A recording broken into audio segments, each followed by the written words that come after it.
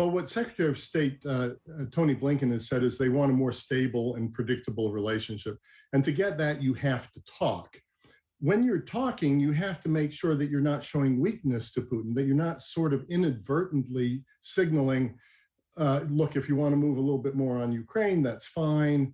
The essential hijacking in Belarus of a plane to bring down an opposition journalist, where if Russia was not complicit, it certainly supported the act afterwards. That's fine. And so there's a lot to talk about. And I think the best that could happen is that there's a better understanding so that you can reach places where you can agree, but you don't show inadvertent weakness in areas where Putin may want to take advantage of you.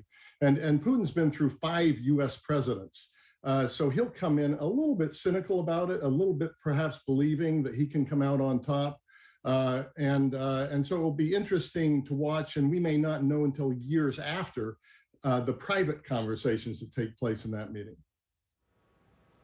Do you buy this idea of the Trump trauma inflicted on NATO members? Because at the end of the day, when you look at the 2% of GDP push, we've seen at least 2 more countries hit that threshold in terms of that 2% of GDP they're supposed to be spending on defense. There's still an ongoing conversation, as you know, about a European defense initiative separate from the NATO alliance. How do you see that playing out?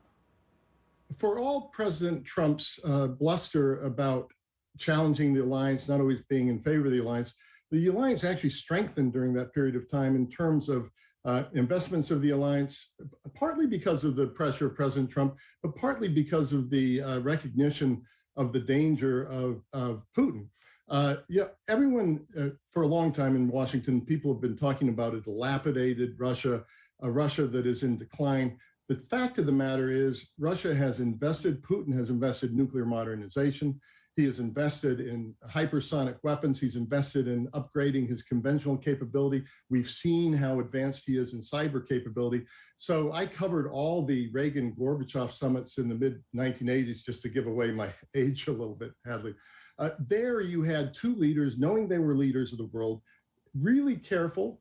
The relationship really hadn't sunk to as low of a depth as it has now. And right now, the danger is miscalculation, that Putin may go too far, even though it's not the Soviet Union, not as powerful, but he may just go too far, and we may actually set off a conflict inadvertently because we're just not communicating well enough together. So that would be the best thing that could come out of this, is better communication to avoid conflict without sending any message to Russia whatsoever of weakness or a willingness to sort of back down from European obligations. That should be the aim, and I think it is the aim of President Biden.